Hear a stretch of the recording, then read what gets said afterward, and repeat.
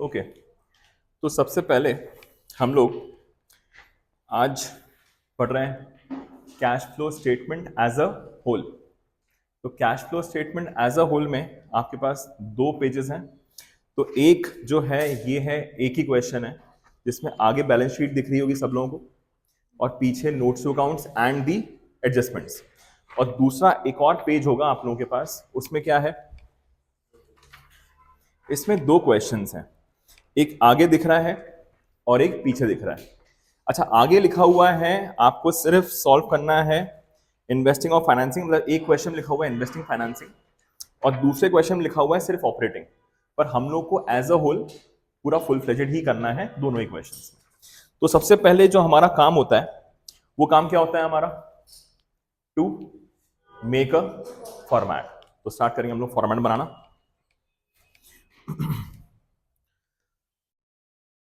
So it is, सबसे top पे लिखते हैं हम लोग इन दी books of.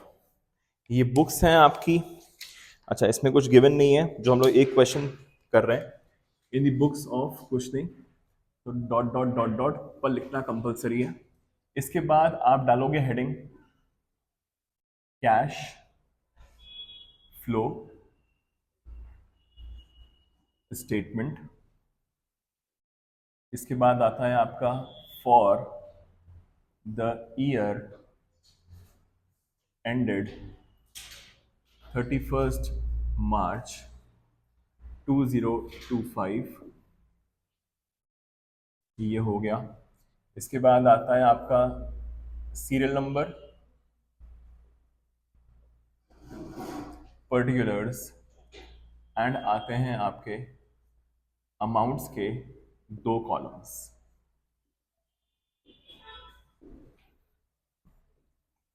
So it is serial number, particulars, amount and amount. Okay, so यहां पे सबसे पहले roman number 1, that is cash flow from operating activity. सबसे पहले आएगा आपका ये, अंडरलाइन हो जाएगा। इसका स्टार्टिंग होता है इसके फॉर्मेट की from the net profit before tax, जो आपका आएगा वर्किंग नोट नंबर 1 से। इसके बाद इसमें हम लोग करते हैं plus oblique minus adjustments for non cash oblique non operating items, adjustments for non cash oblique non operating items. यहां पे आपको छोड़नी होंगी। यूजुअली हम लोग 5 लाइनें छोड़ते हैं, पर इस फुल फ्लेजेड क्वेश्चन में अप्रोक्सीमेटली आप छोड़ दीजिए 6 लाइन तो छोड़ ही दीजिए, 7 लाइन्स छोड़ दीजिए। इनफैक्ट 1 2 3 4 5 6 7 लाइन्स छोड़ दीजिए। इसके बाद आएगा आपका, फिर निकल के आता है आपका ऑपरेटिंग प्रॉफिट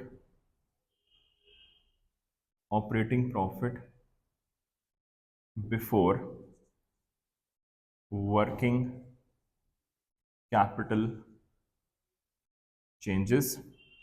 इसमें आता है plus increase in current liabilities oblique decrease in current assets. यहाँ पे अगेन 3 लाइंस में काम हो जाता है यूजुअली, तो 3 लाइंस छोड़कर minus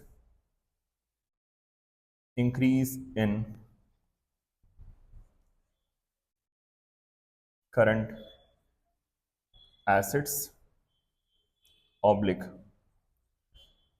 decrease in current liabilities. यहाँ पे भी again we will leave 3 lines 1 2 3। फिर आपका आ जाएगा, इसके बाद लिख रहा हूं मैं यहाँ पे, फिर यहाँ पे सेम फॉर्मेट फिर से ड्रॉ कर रहा हूँ। सो इट इज सबसे पहले आपका सीरियल नंबर, फिर आएगा आपका पर्टिकुलर्स एंड अमाउंट के 2 कॉलम्स,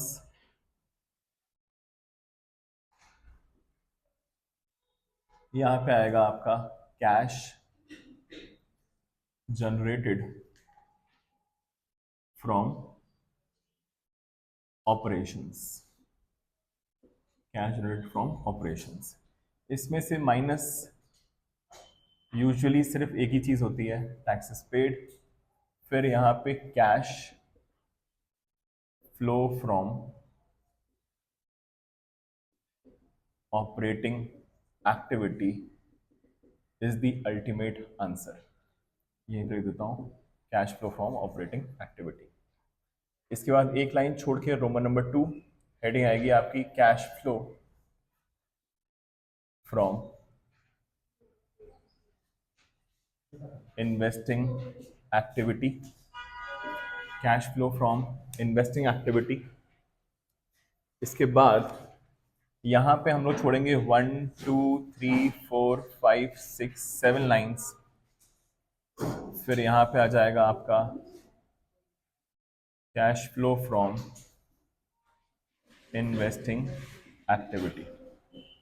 एक लाइन छोड़ के आपका आ जाएगा Roman number 3। Roman number 3, what is Roman number 3? Cash flow from financing activity. तो ये पहले हम लोग पूरा का पूरा फॉर्मेट ड्रॉ करेंगे, cash flow from financing activity. यहाँ पे अगेन 1 2 3 4 5 6 7 लाइन्स छोड़िए, यहाँ पे हम लोग 7 लाइन्स छोड़ देते हैं, 7 लाइन्स। फिर आ जाएगा आपका cash flow from financing activity. इसके बाद यहाँ पे आएगा एक लाइन छोड़ के रोमन नंबर 4 नेट। अब नेट यहाँ पे इंक्रीज या डिक्रीज आता है। अगर आपका आंसर पॉजिटिव आता है तो क्या आएगा? इंक्रीज। अगर नेगेटिव आएगा तो क्या आएगा आपका? Decrease. So it will B net, यहाँ पे थोड़ा सा स्पेस छोड़कर net increase decrease in cash and cash equivalents हो जाएगा। इसमें आपका क्या प्लस करते हैं हम लोग? Opening cash and cash equivalents. फिर आपका आंसर क्या आता है? Closing cash and cash equivalents. So ये रहा आपका पूरा पूरा फॉर्मेट और फिर कैश फ्लो। और यहां पे मैंने जो स्पेस छोड़ी हुई है, this is for the working note. तो इसमें वर्किंग नोट नंबर 1 जो होता है आपका, that is net profit after tax, लिख के छोड़ देंगे अपन लोग। कौन कौन सी चीजें प्लस माइनस होंगी अपन देखते हैं उसको। ओके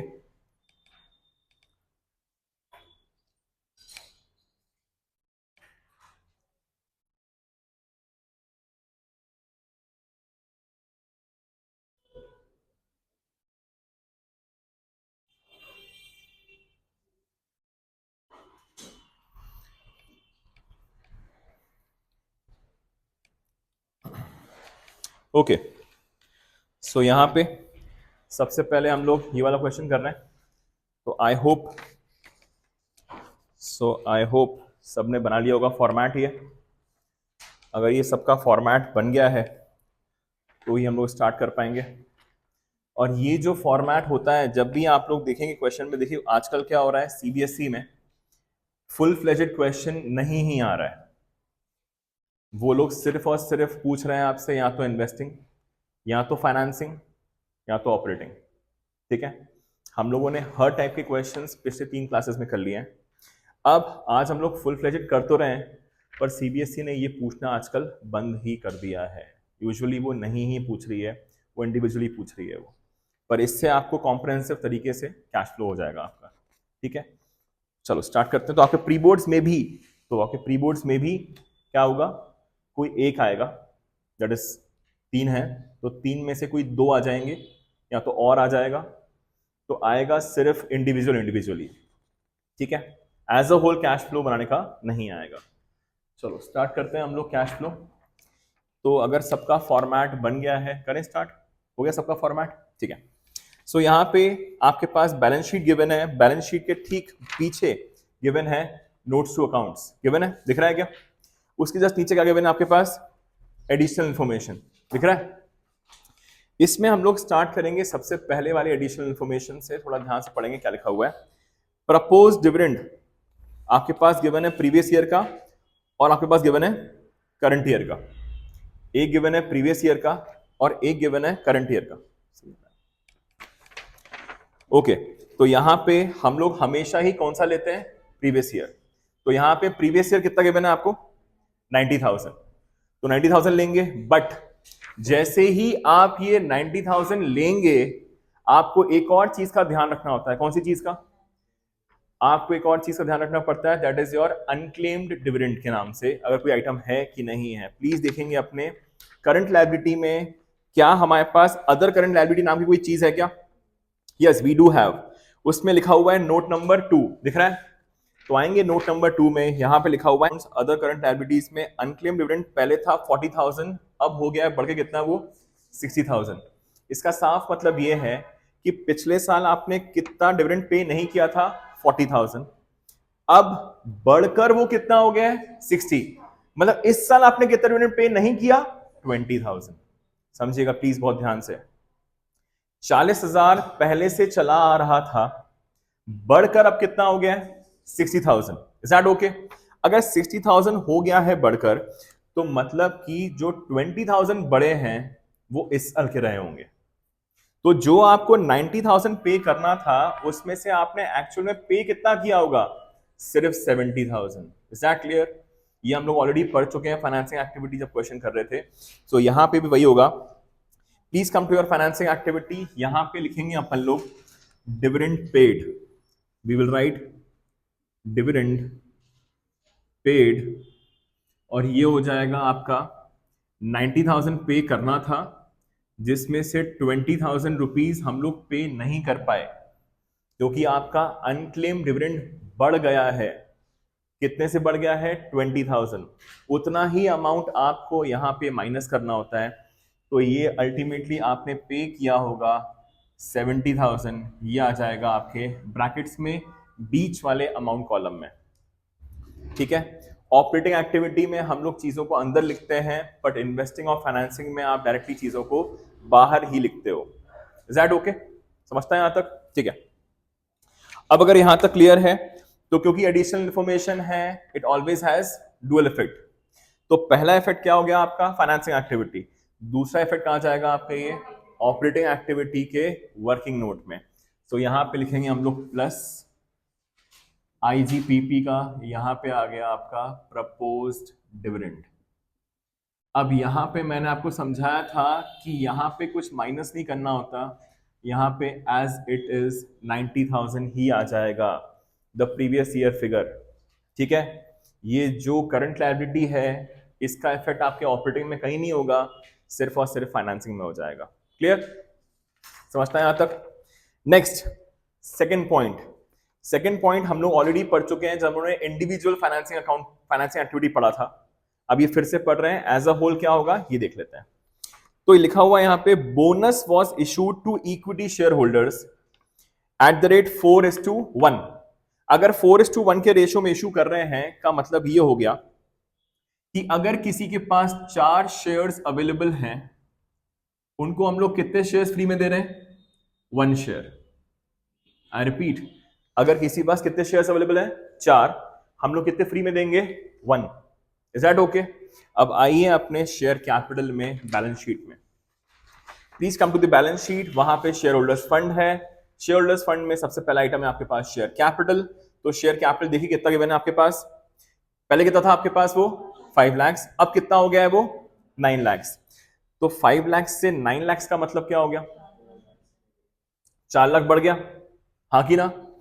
अब आपने 4:1 के रेशो में देना है, तो अगर किसी के पास ऑलरेडी 5 लाख शेयर्स हैं, 5 लाख रुपए के शेयर्स हैं, तो बताओ उनको फ्री में कितने शेयर्स दिए गए होंगे।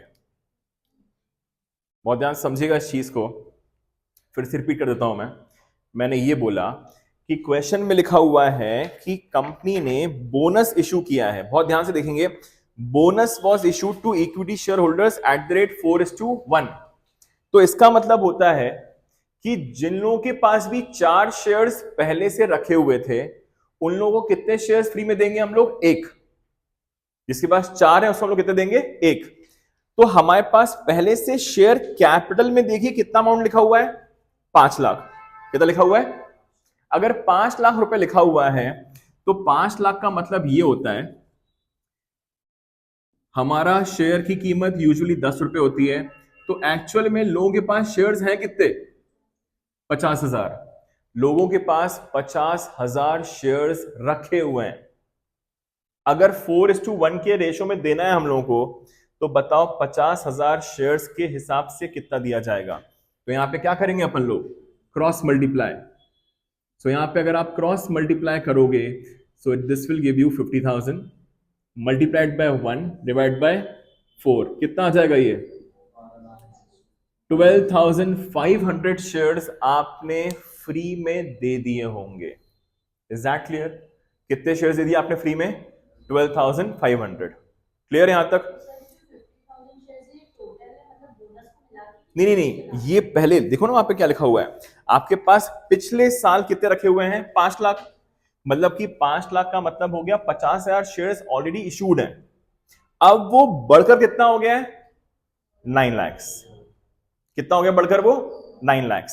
तो यहां पे अगर वो बढ़कर 9 लाख हो गया है, तो मतलब कि 4 लाख के इशू हुए। 4 लाख के इशू होने का मतलब है कि 40,000 शेयर्स इशू हुए। भाई अगर 10 रुपए का एक शेयर है और 4 लाख रुपए से शेयर कैपिटल बढ़ गया है, तो कितने शेयर्स इशू हुए? 40,000। अगर आपके 40,000 शेयर्स इशू हुए हैं, जिसमें से कितने आपने फ्री में दे दिए? समझ पा रहे हैं? यहां पे 50,000 पहले से थे, अब वो बढ़कर कितने हो गए? 50,000 से अब वो बढ़कर हो गए हैं 90,000। सो यहां पे अल्टीमेटली कितने इशू किए गए? 40,000 इशू किए गए हैं। वो बोल रहे हैं भैया जितने लोग पहले से थे ना हमारे पास, उन लोगों को फ्री में शेयर्स दिए गए। कितने शेयर्स दिए गए फ्री में? 4:1 के रेशियो में। तो मतलब कि यहां पे 4:1 के रेशियो में 50,000 वालों को कितने दिए गए होंगे?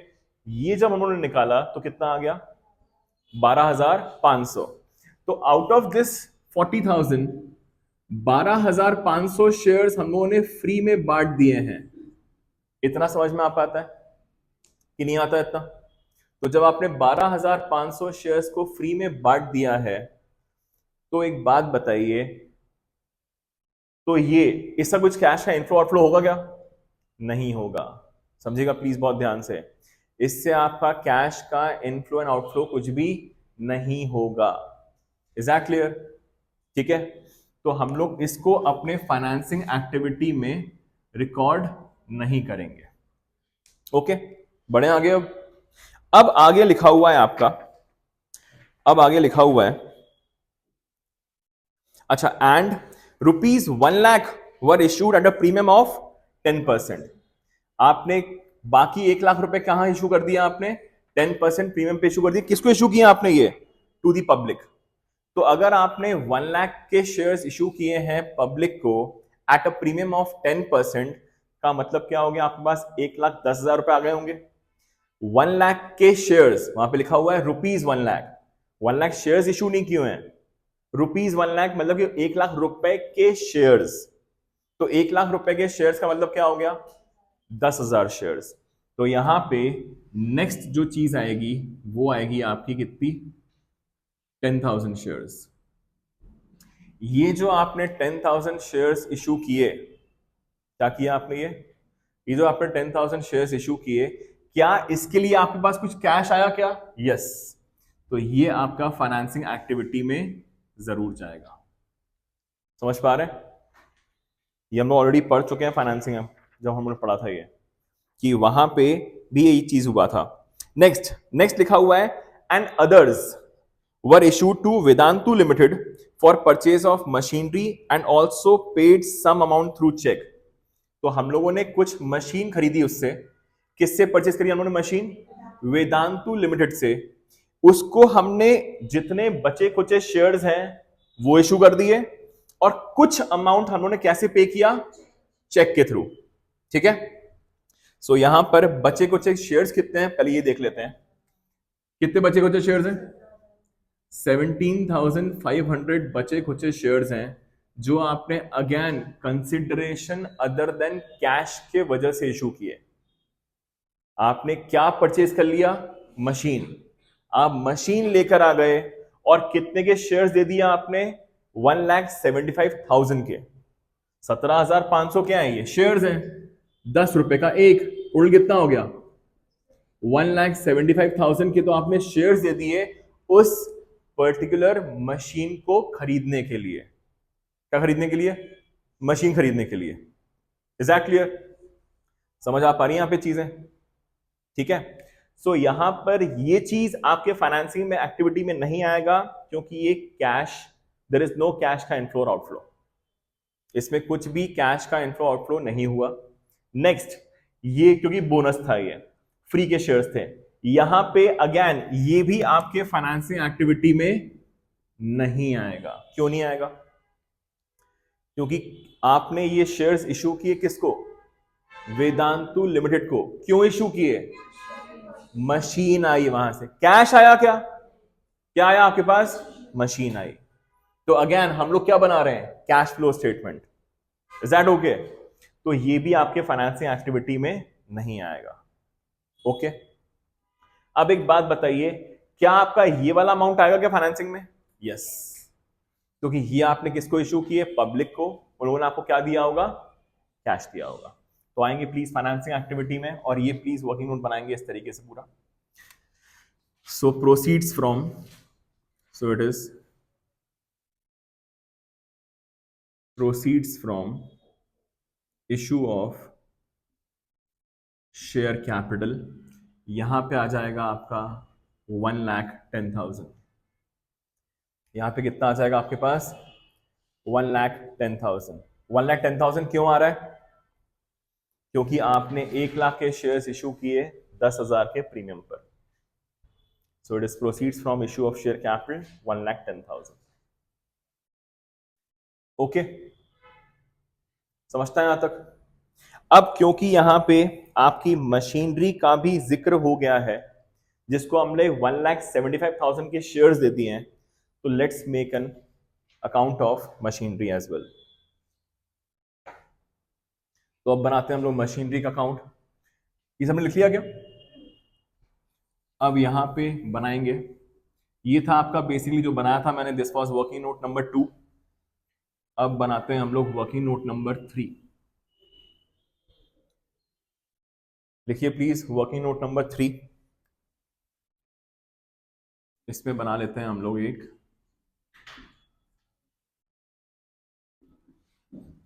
Machinery account. सो मशीनरी अकाउंट का फॉर्मेट क्या होता है आपका? Particulars amount, particulars and amount.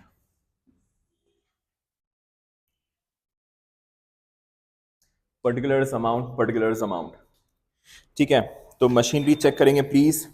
आपके प्रॉपर्टी प्लांट एंड इक्विपमेंट में नंबर 3 नोट्स टू अकाउंट्स में लिखा हुआ है मशीनरी, दिख रही है क्या? अच्छा, मशीनरी भी है हमारे पास और इक्विपमेंट डेप्रिसिएशन भी है, तो वाला अकाउंट भी बनेगा। आपका एक्यूमुलेटेड डेप्रिसिएशन अकाउंट भी बन जाएगा। सो this is particulars amount, particulars amount. So machinery, सबसे पहले मशीनरी का ओपनिंग और क्लोजिंग लिखेंगे अपन लोग। सो क्वेश्चन में प्लीज चेक करेंगे मशीनरी का हमारे पास ओपनिंग क्लोजिंग कितना गिवन है? 7 lakhs ओपनिंग है, तो क्योंकि एसेट होता है तो ये आ जाएगा debit side, so it will be to balance brought down.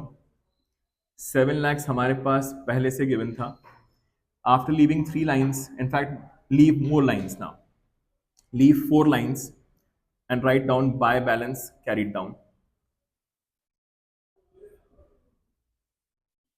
ये आ जाएगा आपका 9,80,000. 9,80,000. ये आ गया आपका बैलेंस CD. लिख लिया सबने? Likewise, equipment depreciation is your liability. इसकी स्टार्टिंग होती है आपकी बाय बैलेंस ब्रॉट डाउन से और एंड होगा 2 लाइन छोड़ के to balance carried down and close. So यहां पे ओपनिंग क्लोजिंग गिवन है इसका 2 lakhs and 3 lakhs. So this is 2 lakhs and 3 lakhs. 2 lakhs and 3 lakhs. Okay, लिख लिया सबने?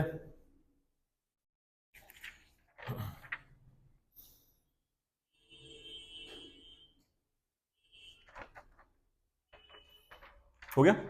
चलो, अब यहां लिखा हुआ है कि अच्छा थर्ड पॉइंट भी पढ़ेंगे प्लीज. अब machinery costing how much?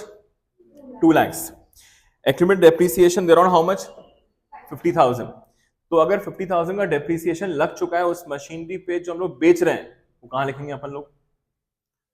Debit side आता है आपका, यहां पे देख चुके हैं हम लोग ऑलरेडी एक बार. तो ये आएगा आपका to machinery account how much? 50.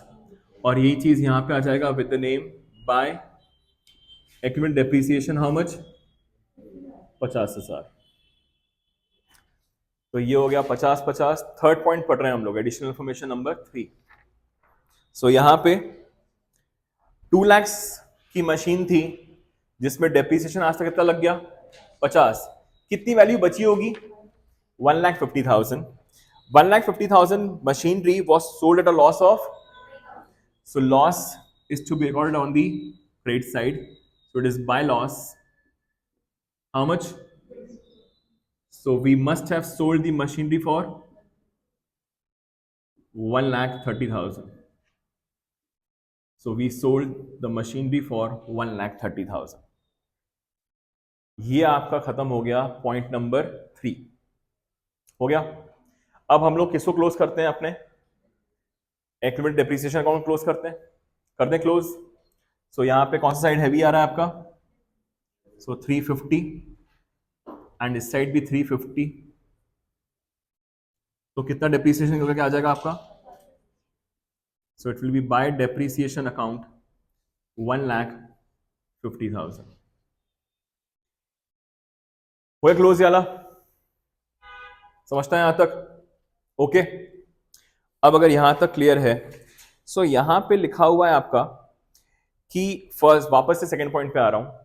हम लोगों ने इशू किए थे balance shares for purchasing machinery to Vedantu limited. लिखा हुआ है ये, हाँ की ना? तो कितने शेयर्स देखे थे हम लोगों ने? 1,75,000. हम लोगों ने देखे थे 17,500 शेयर्स ऑफ ₹10 ईच.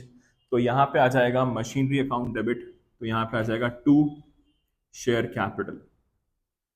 आपने मशीन खरीदने के लिए शेयर्स इशू किए 1,75,000 के, जो मैंने कहा था नलिफाई हो जाएगा, इसका कोई भी इफेक्ट नहीं होगा. ओके, समझता है यहां तक?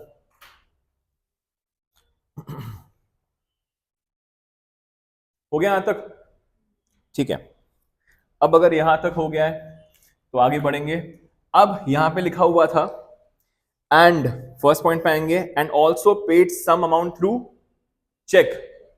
उसको चेक से भी पेमेंट किया गया था. तो यहां पे क्या आ जाएगा आपका? To bank.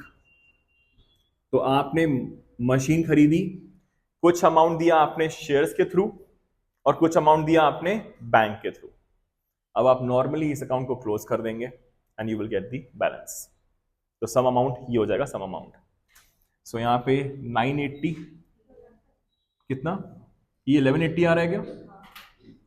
So this is 11,80,000. 11,80,000 में से हम लोग कितना माइनस कर देंगे?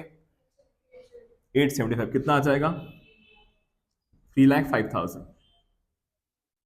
सो 3,05,000 रुपीज की आपने बैलेंस मशीनरी के लिए बैंक के थ्रू, दैट इज चेक के थ्रू पेमेंट किया होगा। समझ में आता है यहां तक? चलो, अब अगर यहां तक क्लियर है तो अब हम लोगों को किन चीजों से कंसर्न्ड है? देखो, ये शेयर कैपिटल ऑलरेडी मैं मना कर चुका हूं कि ये फाइनेंसिंग एक्टिविटी में नहीं आएगा। ओके, ठीक है। तो यहां पे शेयर कैपिटल अगर यहां पे नहीं आएगा तो उसको छोड़ देते हैं। अब यहां लिखा हुआ है बाय बैंक, कितना है बाय बैंक? 1,30,000 और डू बैंक कितना है? 3,05,000। तो टू बैंक का मतलब क्या होता है? परचेज।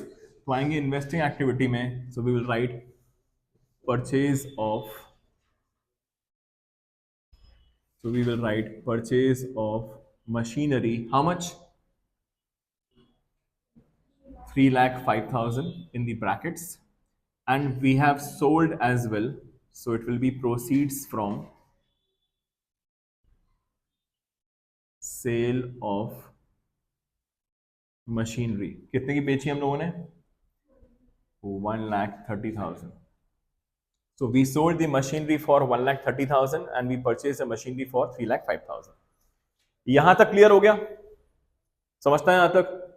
अब अगर यहां तक क्लियर है आपको तो हम लोग कुछ करते नहीं है बैलेंस का, शेयर कैपिटल कुछ करना है नहीं, टू बैंक कर लिया, इसका कुछ नहीं करते। लॉस दिख रहा है, लॉस कहां जाएगा? ये adjustment for non cash non operating, यहां पे आ जाएगा loss on sale of machinery,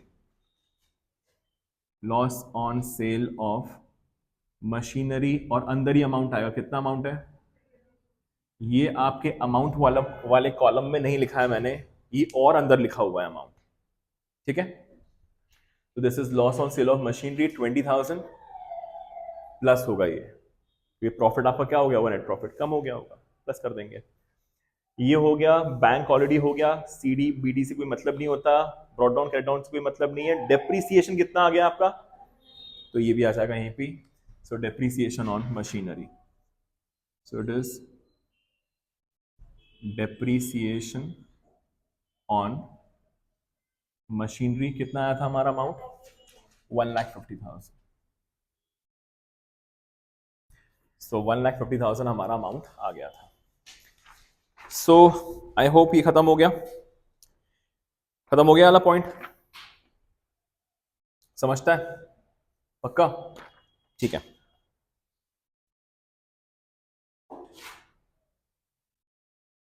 अच्छा, अब यहां पे एक बहुत ही ज्यादा अति इंपॉर्टेंट चीज, एग्जाम में आने के चांसेस बहुत कम है।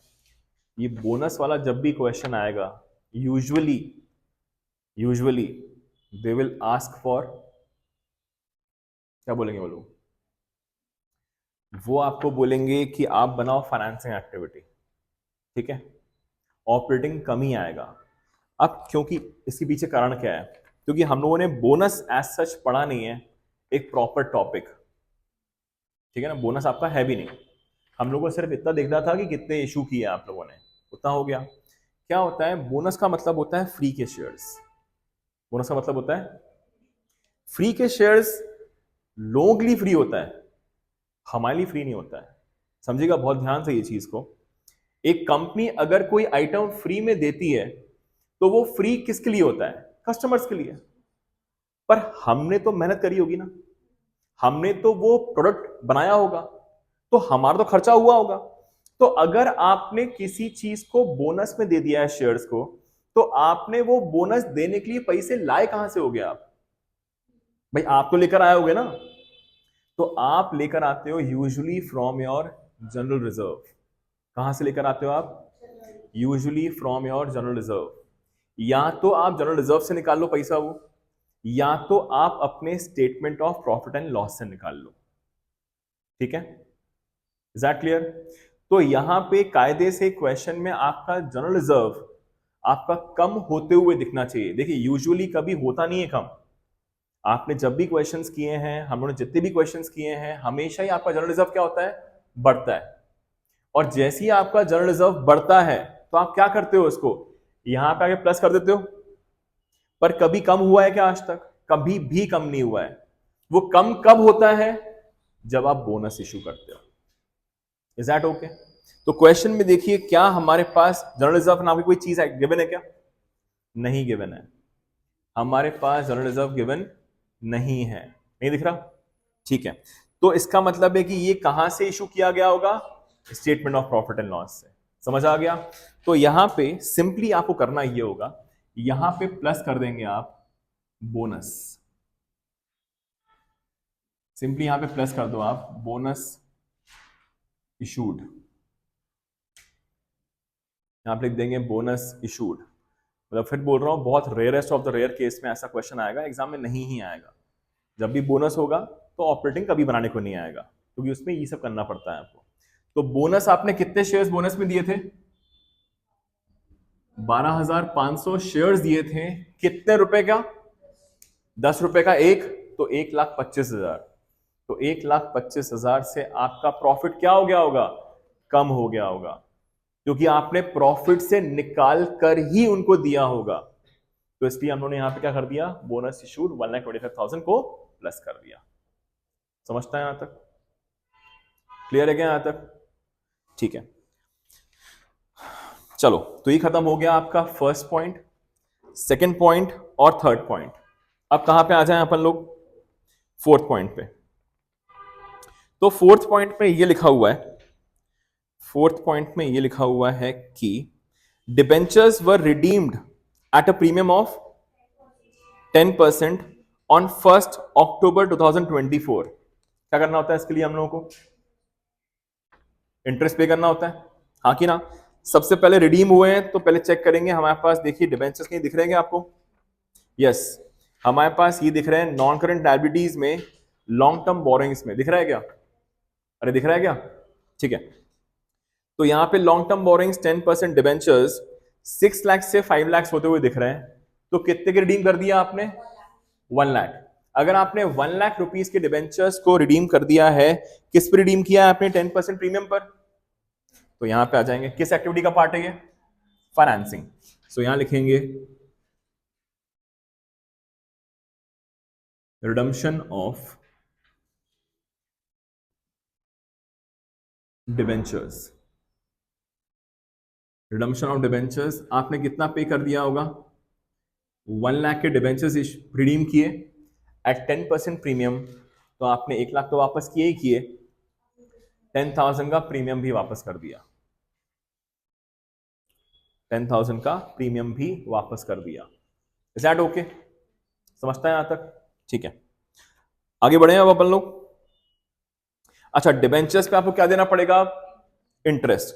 तो यहां पे 10% डिबेंचर्स हैं, तो again please come to the working note. Working note पे आएंगे, वापस से लिखेंगे डिबेंचर इंटरेस्ट, लिखेंगे please debenture interest.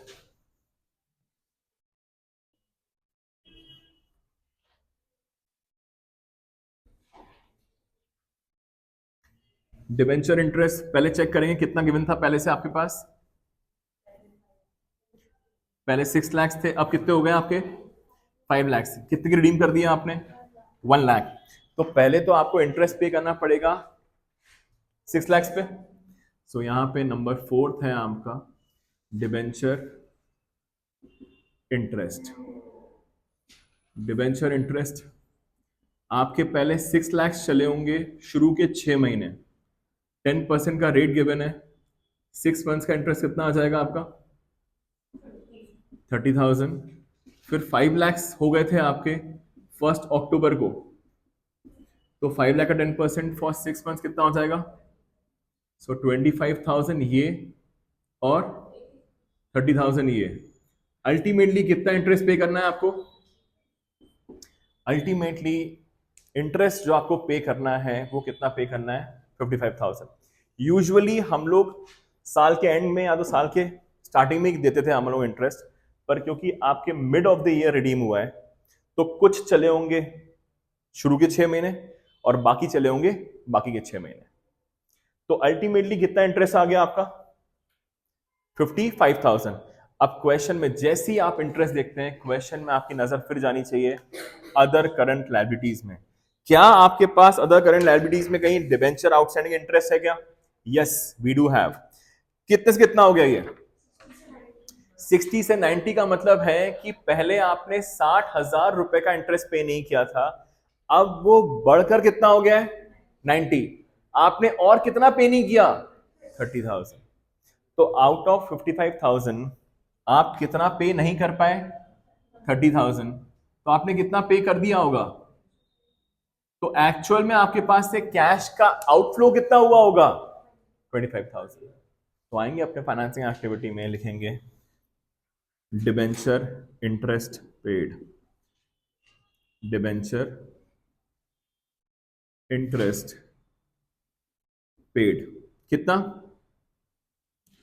25,000। Debenture interest paid 25,000। आपने 25,000 रुपीज के डिबेंचर्स पे इंटरेस्ट पे कर दिया। नाउ इसका डुअल इफेक्ट भी होता है, कहां पे, adjustment for non cash non operating, क्योंकि इंटरेस्ट पे करना is the part of financing activity, पर ये आपके प्रॉफिट एंड लॉस में चला गया होगा, उससे प्रॉफिट कम हो गया होगा, क्या करना पड़ेगा आपको। तो कितना बढ़ाएंगे आप लोग यहां पे, सो दिस इज डिबेंचर इंटरेस्ट कितना आएगा, यहां पे आएगा पूरा का पूरा 55,000। याद करिए 11th स्टैंडर्ड जब आप बनाते थे प्रॉफिट एंड लॉस अकाउंट, वहां पे आप लिखते थे टू सैलरी, इसमें प्लस करते थे आप लोग आउटस्टैंडिंग सैलरी, कुछ याद है। इससे कहने का मतलब ये है कि आप अक्रूवल बेसिस पे चलते हो। किस बेसिस पे चलते हो आप, अक्रूवल बेसिस ये बोलता है चाहे आपने पे किया हो चाहे ना पे किया हो, एक्सपेंस पूरा बुक होगा। तो आपने डिबेंचर इंटरेस्ट का एक्सपेंस बुक कितना किया होगा 55,000, भले ही आपने कम पे किया पर एक्सपेंस कितना बुक किया होगा पूरा। ये पिछली क्लास में ऑपरेटिंग एक्टिविटी में पढ़ाया गया था, ये कि ऑपरेटिंग एक्टिविटी में इससे कोई मतलब नहीं होता। This is the exception for your operating activity. तो ऑपरेटिंग एक्टिविटी में पूरा पूरा 55,000 आएगा, यहां पे कम हो गया 25 आएगा। पढ़ा था पिछली क्लास में, कुछ याद है किसी को, तो प्लीज याद करिएगा वो और वीडियो देखिएगा जाकर, अगर भूल गए हैं तो फिर बंद हो गया।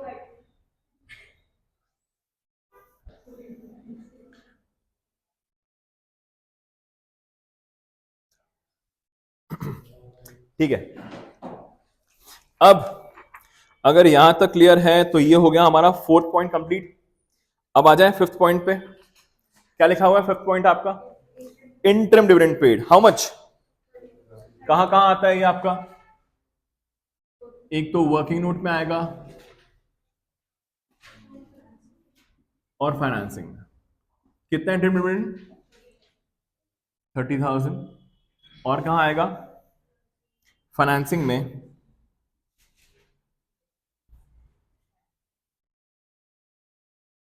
Interim dividend paid 30,000, interim dividend paid 30,000।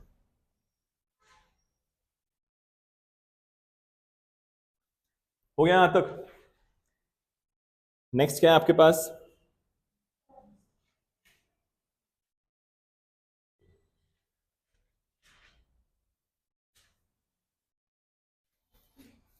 Next क्या है, टैक्सेस पेड। अगर taxes paid during the year है तो क्वेश्चन में चेक करिए do we have provision for tax, yes. तो यहां पे क्या बनाना पड़ेगा अपने को, प्रोविजन फॉर टैक्स का अकाउंट बनाना पड़ेगा। प्लीज बनाएंगे, वर्किंग नोट में आएंगे वापस से,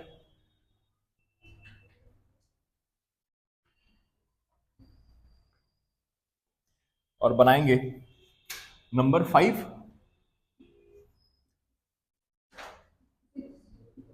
ओके नंबर 6, प्रोविजन फॉर, ठीक है, provision for tax account. So it is again particulars amount, particulars and amount, particulars amount। क्योंकि प्रोविजन है तो इसकी स्टार्टिंग कहां से होगी आपकी bye balance brought down because it's your liability. और 2 लाइन छोड़ के हम लोग क्या लिखेंगे, टू बैलेंस कैरीड डाउन।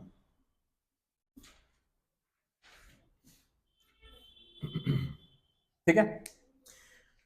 सो यहां पे ओपनिंग कितना गिवन है आपका, 1,50,000। सो ये आ गया आपका 1,50,000 is your opening and 2 lakhs is your closing. आपने देखिए टैक्स कितना पे किया, you have paid the tax of rupees 1,80,000। तो यहां पे क्या आ जाएगा आपका, टू बैंक। तो ये हो जाएगा आपका टू बैंक अकाउंट कितना, 1,80,000। इसको क्लोज करेंगे, सो वी विल गेट 3,80,000। यहां पे भी आपका कितना आ जाएगा, 3,80,000। और यहां पे आ जाएगा बाय स्टेटमेंट ऑफ P&L कितना, 2,30,000। This is your balancing figure. और इतने का आपने प्रोविजन बनाया होगा। This is the balancing figure and this is the amount of provision made during the year. So जो प्रोविजन आप बनाते हैं वो कहां आता है आपका, वर्किंग नोट में with the name provision for tax. आपने बनाया प्रोविजन 2,30,000 का और आपने टैक्सेस कितने पे कर दिए, तो ये आएगा आपके, ये आएगा बीच वाले बाहर कॉलम में 1,80,000 का आपने टैक्स पे कर दिया। You have paid the tax of rupees 1,80,000 and you have made the provision of rupees 2,30,000. So ये दो जगह आता है, दोनों जगह आ गया आपका ये। नेक्स्ट, ये अच्छा है। Next is 7th point. आ जाए 7th पे, आ गए सब लोग क्या, चलो। 7th is investments were purchase for how much and some of the investments were sold at profit of. तो प्लीज मेक एन अकाउंट। फिर से बनाएंगे हम लोग अकाउंट। तो ये अकाउंट किसका बनेगा अब, investment.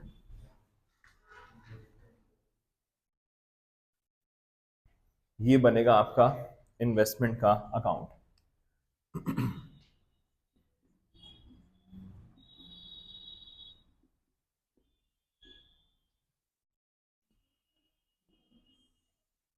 So investment is your asset. So debit, credit. Format होता है आपका particulars, amount, particulars and amount. सबसे पहले इसकी स्टार्टिंग होगी आपकी डेबिट साइड से।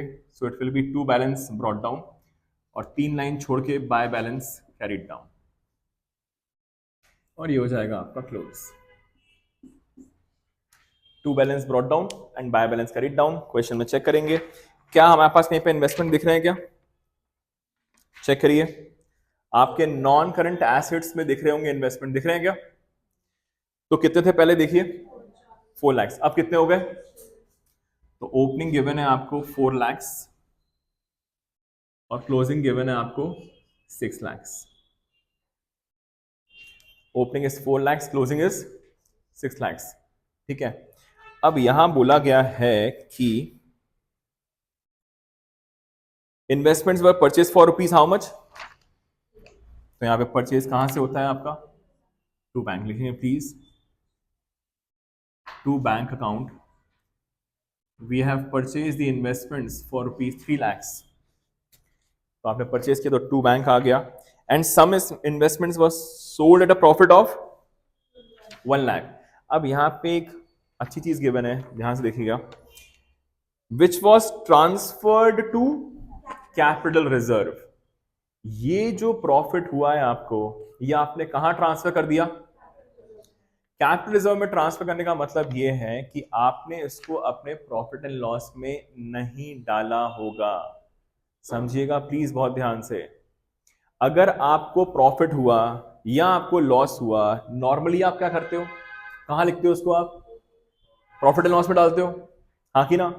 प्रॉफिट एंड लॉस में डालने की वजह से आपका नेट प्रॉफिट क्या हो जाता होगा, बढ़ जाता होगा। इसलिए आप क्या करते थे, उसको यहां पर माइनस करते थे। कर चुके हम लोग, करते हैं माइनस। बट अब माइनस हम लोग नहीं करेंगे, क्योंकि ये प्रॉफिट आपने कहां डाल दिया, कैपिटल रिजर्व में। अब ऊपर देखिए अपने रिजर्व्स एंड सरप्लस में कहीं पे कैपिटल रिजर्व दिख रहा है क्या? कितना था पहले आपका वो, अब कितना हो गया? हो गया 1 लाख।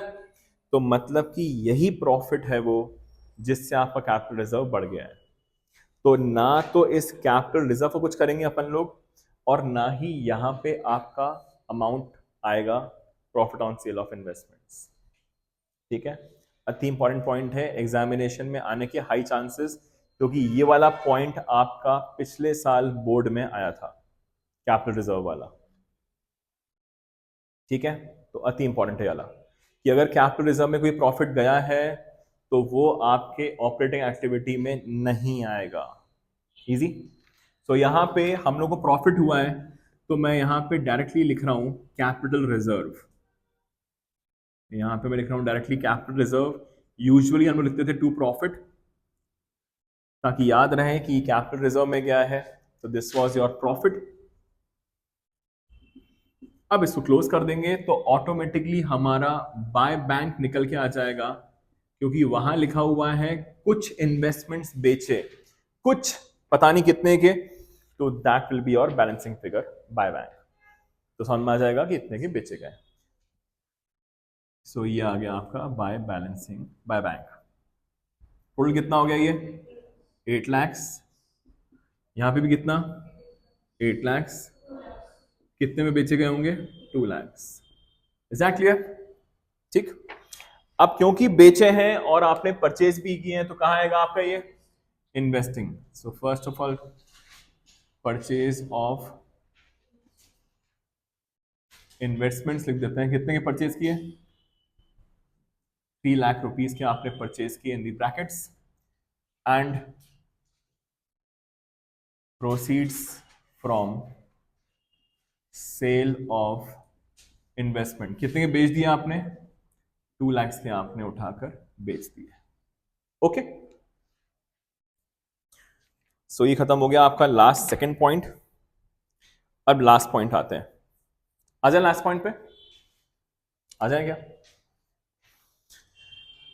लास्ट पॉइंट बोल रहा है आपका underwriting commission paid ₹50,000 which was return of from securities premium. अब अंडरराइटिंग कमीशन आपने पे तो किया है, मतलब क्या गया होगा? कैश। अगर कैश गया है तो कौन सी एक्टिविटी में आएगा ये? फाइनेंसिंग। क्योंकि आप अंडरराइटिंग कमीशन किसको पे करते हो? अंडरराइटर्स को। अंडरराइटर्स का काम होता क्या है? आपकी कंपनी के शेयर्स या तो डिबेंचर्स को बिकवाना, हाँ कि ना? ये काम होता है बिकवाने का। तो किसका पार्ट होंगे वो? Financing activity. देखिए आपने अल्टीमेटली अंडरराइटिंग कमीशन तो पे किया ना। जैसे आप सैलरी पे करते हो, अगेन वही एग्जांपल, आप सैलरी पे करते हो तो एक्सपेंस तो बुक करते हो नहीं बुक करते? आप लिखते हो ना salary account debit to cash, तो कैश गया कि नहीं गया उसमें? वैसे ही आप जब आपने अंडरराइटिंग कमीशन पे किया होगा तो उसकी जर्नल एंट्री हम लोग ऑलरेडी पढ़ चुके हैं। उसकी एंट्री हुई होगी underwriting commission account debit to underwriters, underwriters account debit to bank. आपने पे कर दिया। अब जब हम लोग last year profit and loss account बनाया करते थे, तो ये सैलरी हम लोग कहां लिखते थे? प्रॉफिट एंड लॉस अकाउंट में। लाइकवाइज अंडरराइटिंग कमीशन को भी कहां आना चाहिए था? प्रॉफिट एंड लॉस में। अगर वो प्रॉफिट एंड लॉस में आता तो यहां प्लस कर देते, पर आपने उसको प्रॉफिट एंड लॉस से राइट ऑफ न करके कहां से राइट ऑफ कर दिया? Security premium. तो क्या इसका मतलब ये होगा कि आपने पे ही नहीं किया? पे तो किया है, आपका कैश का आउटफ्लो तो हुआ ही है, तो फाइनेंसिंग एक्टिविटी में आएगा ही आएगा, बट इसका डुअल इफेक्ट जो यहां पे होना था वो नहीं होगा। Is that okay? तो समझिएगा बहुत ध्यान से प्लीज, हर एक चीज को समझिएगा। सो यहां पे आ जाएगा आपका underwriting commission paid. Underwriting commission paid कितना पे किया? 50,000। और क्योंकि आपने सिक्योरिटी प्रीमियम से राइट ऑफ किया है तो ये चीज यहां पर नहीं आएगी। ओके, वरना हम लोग कहां लिख रहे होते? यहां पर। क्या? हाँ, ठीक है। ये हम लोगों ने पिछली क्लास में फाइनेंसिंग एक्टिविटी में ऐसे दो चीजें ली थी, एक अंडरराइटिंग कमीशन लिया था, एक शेयर इशू एक्सपेंसेस लिया था। एक को मैंने राइट ऑफ करवाया था सिक्योरिटी प्रीमियम से और एक को राइट ऑफ करवाया था मैंने स्टेटमेंट ऑफ पीएनएल से। कर चुके हैं अपन लोग, ठीक। अब यहां पे एक और चीज दिखवानी है मेरे को, आपको थोड़ा ध्यान से देखेंगे प्लीज, जो अब करवा रहा हूं। क्वेश्चन में चेक करिए, क्या हमारे पास कहीं पे सिक्योरिटी प्रीमियम लिखा हुआ है क्या बैलेंस शीट में, है क्या? ठीक है, अब दिखाता हूं एक चीज, देखिएगा आपके पास सिक्योरिटी प्रीमियम का बैलेंस, सिक्योरिटी प्रीमियम का बैलेंस आपके पास पहले था कितना? 70,000। ये सब लोग लिखेंगे प्लीज वर्किंग नोट में अपने अपने, क्योंकि ये भी इंपॉर्टेंट है, जो भी नंबर है 7th या 6th जो भी है। सो सिक्योरिटी प्रीमियम आपके पास पहले से कितना मौजूद था? 70,000 का। अब आपको अगर याद हो, सेकंड वाले पॉइंट में आपने शेयर्स इशू किए थे प्रीमियम पे पब्लिक को, 1 लाख के शेयर्स आपने इशू किए थे 10% प्रीमियम पे, तभी जाकर यहां पे proceeds from issue of share capital 1,10,000 आया था। अरे हाँ कि ना? सो यहां पर आपका सिक्योरिटी प्रीमियम शेयर्स इशू करने के चक्कर में, शेयर्स को इशू करने के चक्कर में क्या हो गया होगा? बढ़ गया होगा, बढ़ गया होगा। आपके पास 10,000 आ गए। अब नेक्स्ट आपने देखो डिबेंचर्स रिडीम किए थे प्रीमियम पर, किए थे क्या?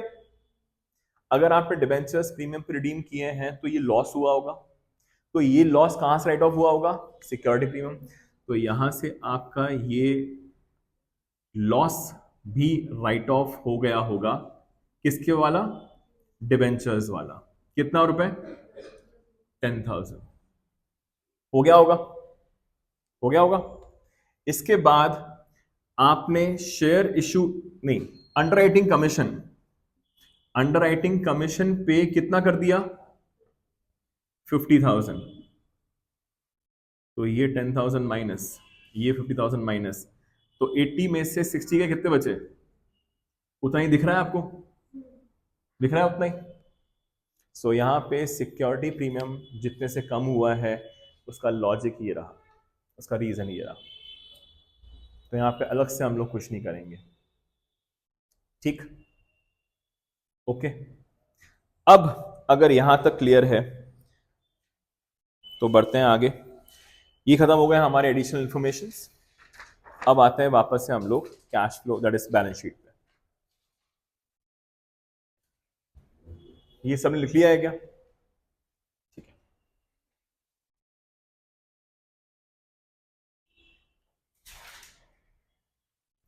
ओके। अगर इतना लिख लिया है तो आगे बढ़ते हैं हम लोग अब। अच्छा, यहां पे एक और चीज, यूजुअली क्या होता है जब आप डिबेंचर्स को रिडीम करते हो, अगर उस पर आप प्रीमियम पे करते हो, अगर आप डिबेंचर्स को क्या करते हो? रिडीम करते हो, और किस पे रिडीम करते हो? प्रीमियम पे। प्रीमियम पे रिडीम करने का मतलब ये होता है कि आपने लॉस बुक किया होगा कब? जिस साल इशू हुआ होगा उसी साल आपने राइट ऑफ कर दिया होगा। पर हम लोग ये मान के चल रहे हैं अभी इस क्वेश्चन के लिए कि हम लोगों ने ये लॉस कब राइट ऑफ किया? इसी साल, जब रिडम्पशन हुआ है उसी साल हम लोग राइट ऑफ किया होगा, तभी जाके हमारा ये बैलेंस हो पा रहा था, ठीक, ओके। अब आते हैं वापस से, सबसे पहला क्या लिखा हुआ है आपके पास? शेयर कैपिटल लिखा हुआ है, हम लोगों ने ये पॉइंट कर लिया था, शेयर कैपिटल इशू कर लिए थे ऑलरेडी। नेक्स्ट क्या है आपके पास? रिजर्व्स एंड सरप्लस, आएंगे पीछे। सबसे पहला है statement of profit and loss, दिख रहा है क्या? कितने से कितना हो गया? 1 लाख से 1 लाख हो गया, तो कितना आ गया net profit after tax? 0। Net profit after tax कितना आ गया आपका? 0, ठीक। Next, workman compensation reserve, usually हमारे पास क्या हुआ करता था? General reserve. इस बार क्या गिवन है आपके पास?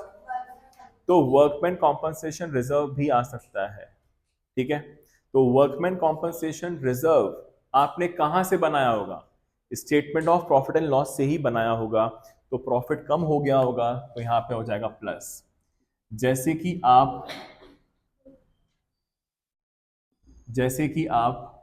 जनरल रिजर्व को प्लस करते हो वैसे ही आप वर्कमैन कॉम्पनसेशन रिजर्व को भी प्लस करोगे। तो 2 से 4 lakhs हो गया तो 2 lakhs। तो एग्जामिनेशन में हैरान परेशान मत होइएगा। So it is general reserve can be changed by workman compensation reserve as well. अगर यहाँ पे इन्वेस्टमेंट फ्लक्चुएशन रिजर्व भी होता तो भी यहीं पे लिख रहे होते। बस capital reserve is an exclusion. Capital reserve अगर बढ़ता है तो वो आप statement of profit and loss से ट्रांसफर नहीं करते, वो यहां प्लस नहीं होता, बाकी सब रिजर्व हो जाता है। ओके, नेक्स्ट क्या है आपके पास? कैपिटल रिजर्व हम लोग देख चुके हैं ऑलरेडी कि इन्वेस्टमेंट्स के वजह से हुआ था वो, इसको कुछ भी नहीं करेंगे अपन लोग। नेक्स्ट क्या है? सिक्योरिटी प्रीमियम कर चुके हैं हम लोग ऑलरेडी, वापस से पीछे आ जाएंगे। नेक्स्ट लिखा हुआ है लॉन्ग टर्म बोरोइंग्स, दिख रहा है क्या? लॉन्ग टर्म बोरोइंग्स हम लोग कर चुके हैं। नेक्स्ट है ट्रेड पेबल्स, क्या से क्या हो गए आपके? 3 लाख से 2 लाख 1 लाख से कम हो गए, तो फिर यहां पे कहां आ जाएगा ये? Trade payables. So this will be trade payables, ये आ जाएगा अंदर ही अमाउंट 1 लाख, अंदर ही अमाउंट आ जाएगा कितना? 1 लाख ट्रेड पेबल्स। गुडविल क्या से क्या हो गई? ओके, इंटेंजिबल एसेट्स, अच्छा सॉरी हम लोग वहां पे थे ऊपर। शॉर्ट टर्म बोरिंग क्या हो गई आपकी? मतलब इसका क्या हुआ? तो short term borrowings is a part of which activity?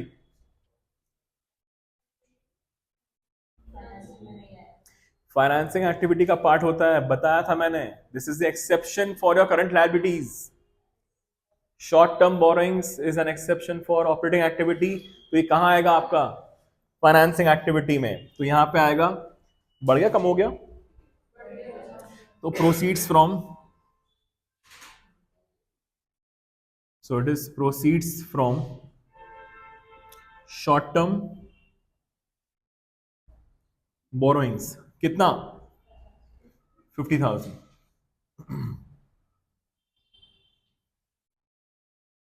So proceeds from short term borrowings plus हो गया।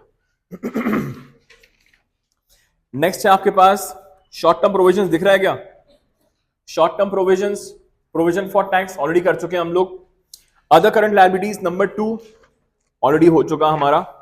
नेक्स्ट क्या है आपका? प्रॉपर्टी प्लांट एंड इक्विपमेंट आ जाएंगे पीछे। मशीनरी हो गया। बिल्डिंग क्या से क्या हो गई? तो परचेज हो गई। सो बिल्डिंग अगर आपकी बढ़ गई है तो it is purchase of building. How much? 2 lakh rupees की बिल्डिंग आपने परचेज कर ली होगी। You must have purchase the building for rupees 2 lakhs। Okay, next क्या है आपके पास? डिक्रीज इन फर्नीचर, मतलब फर्नीचर कम हुआ। कितने से कम हुआ? 30,000। अप टू 15% हम लोग क्या मानते हैं? डेप्रीसिएशन। तो यहां पे आ जाएगा depreciation on furniture. Depreciation on furniture how much? 30,000। Depreciation on furniture how much? 30,000। Okay, next क्या गिवन है आपके पास? इंटेंजिबल एसेट्स, गुडविल क्या से क्या हो गया? 50 से 1 लाख, मतलब अमोर्टाइजेशन है ना। हमेशा अमोर्टाइजेशन नहीं होता है, समझिएगा प्लीज बहुत ध्यान से। अगर ये कम होती गुडविल तो अमोर्टाइजेशन होता, पर इस बार क्या हो रही है? ये बढ़ रही है, मतलब क्या किया होगा आपने? Purchase. So it is purchase of goodwill.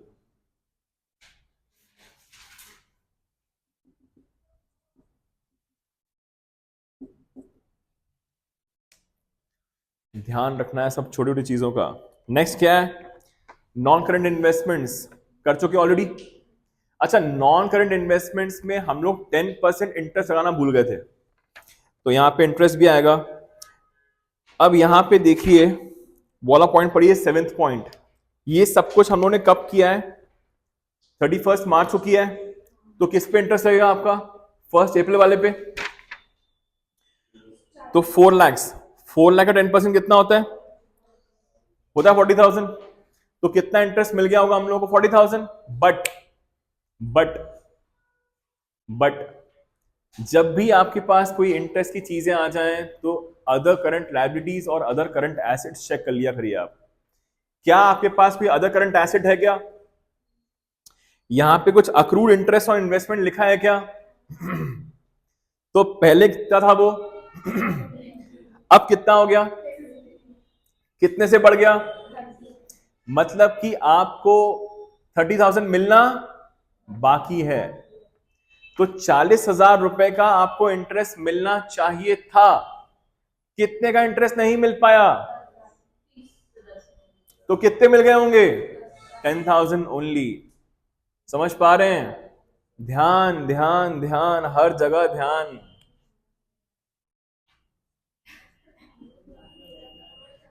So interest received how much? 10,000। 40,000 मिलना था, 30,000 अक्रूड है पर मिला नहीं है। तो अल्टीमेटली मिला कितना? 10,000 only. So we must have received only 10,000 of interest. Okay. अब आपने इसकी इनकम कितनी बुक करी होगी? पूरे 40,000। तो आपने इनकम पूरी बुक करी होगी, तो यहां कितना माइनस हो जाएगा? 40,000। इंटरेस्ट ऑन इन्वेस्टमेंट्स 40,000 माइनस हो जाएगा, इतने से इनकम बढ़ गई होगी आपकी। हो गया? ठीक है। नेक्स्ट क्या आपका? इन्वेंट्रीज क्या से क्या हो गई? मतलब कि decrease. Decrease in current assets कहां पे आएगा? सो it is inventories. How much? 2 lakhs। Decrease in inventories 2 lakhs। Next क्या है? ट्रेड रिसीवेबल्स क्या से क्या हो गया? तो बढ़ गया। Increase in current asset trade receivables,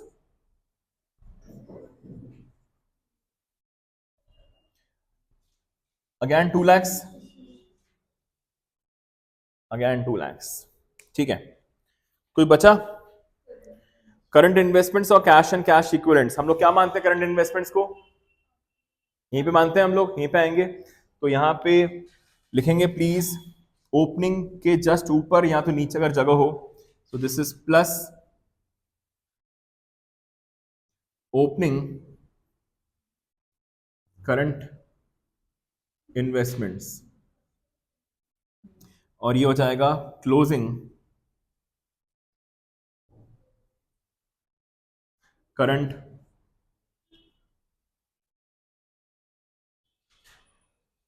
investments. हाँ यस, आईएससी, आईएससी आप वहीं पे लिखोगे, यहीं पे आप इसको यहीं पे मानोगे आप। सो यहां पे आपका ओपनिंग गिवन है 150 करंट इन्वेस्टमेंट्स का और 280 इसका है। सो यहां पे आएंगे please, opening cash and cash equivalent given है आपको 2,80,000 और ओपनिंग करंट इन्वेस्टमेंट्स गिवन है 1,50,000। टोटल होके बाहर कितना हो जाएगा? ये 4,30,000। So this will give you 4,30,000. Closing है 1 lakh and 3 lakhs, 1 lakh current investments. तो ये हो जाएगा 3 lakhs और 1 lakh, तो ये हो जाएगा 4 lakhs। This is the ultimate answer. So 1 lakh और 3 lakhs आ गया आपका, और 150 और 280 आ गया। ठीक है, खत्म हो गया यहां तक। सो फाइनली ये खत्म हो गया आपका पूरा पूरा क्वेश्चन। अब जैसे ही क्वेश्चन कंप्लीट होता है तो हम लोग क्या करते हैं, इसको होल्ड करेंगे। सबसे पहले आप लोग ये निकालेंगे। सो यहाँ पे आ जाएगा आपका नेट प्रॉफिट व्हाट?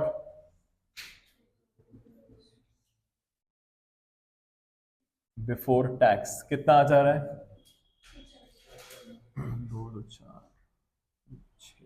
6,75,000 पक्का। 30, 30, 60, 60 और 15, 75, ठीक है। 6,75,000 नेट प्रॉफिट बिफोर टैक्स आ गया आपका, यहाँ पे आ जाएगा। इन सबको बाहर कर देंगे, सब प्लस बस इंटरेस्ट माइनस 150, 255, 2,15,000 आ रहा है क्या सबका? चेक करेंगे प्लीज, 2,15,000। इसके बाद आपका ऑपरेटिंग प्रॉफिट कितना आएगा ये? 8,90,000। 8,90,000 आ गया। चलो नेक्स्ट क्या होगा आपका ये? 2 lakhs, और ये हो जाएगा 3 lakhs। सो ये हो जाएगा 890, 790 हो जाएगा ये। सो 790 हो जाएगा आपका कैश जनरेटेड फ्रॉम ऑपरेशंस से माइनस करोगे आप तो आ जाएगा 6,10,000, और पॉजिटिव फिगर आ रहा है तो cash flow from operating activity ही होगा हमारा। So it is cash flow from operating activity. अब इसको क्लोज करेंगे अपन लोग, लेट्स चेक।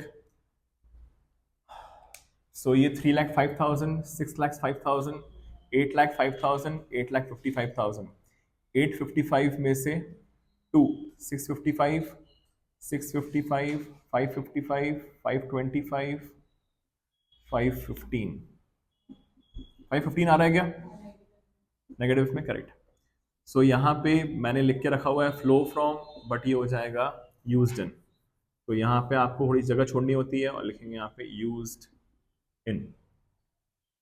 इसको भी कर लेते हैं हम लोग अब फाइनेंसिंग एक्टिविटी का भी। सो दिस इज 70। एक मिनट, पहले नेगेटिव ज्यादा है इसमें, इसका तो 0 हो गया, 110 ये भी 0 हो गया, तो नेगेटिव का 30, 50, 125 नेगेटिव का, 1,25,000 नेगेटिव आ गया। सो ये भी क्या हो जाएगा आपका? Cash used in financing, used in, cash used in. So this is cash used in financing activity हो गया। अब यहां पे आपका था पॉजिटिव 610, 610 में से, अच्छा इसका नेगेटिव का कितना है? 640, और ये कितना है? कितना डिफरेंस आ रहा है? -30। अच्छा यहाँ पे जगह छोड़ी थी, यहाँ पे आ जाएगा आपका net decrease in cash and cash equivalent 30,000 in the brackets 30, 430 में से 30 गया तो आंसर आ गया 4 lakhs। Finally tallied. हो गया सबका? So this was the full fledged cash flow statement, जिसमें सब कुछ आ गया। जितनी भी चीजें हम लोगों ने अभी तक इंडिविजुअल पढ़ा था, ऑपरेटिंग, फाइनेंसिंग, इन्वेस्टिंग, सब कर लिया हम लोगों ने फुल फ्लेजेड। ठीक है, चलो अब ब्रेक है आपका 2-5 मिनट का, फिर हम लोग नेक्स्ट उस पर आते हैं।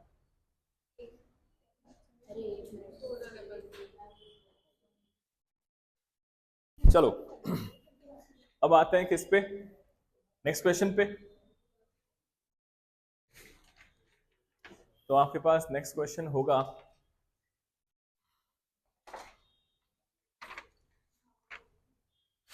A piece of machinery.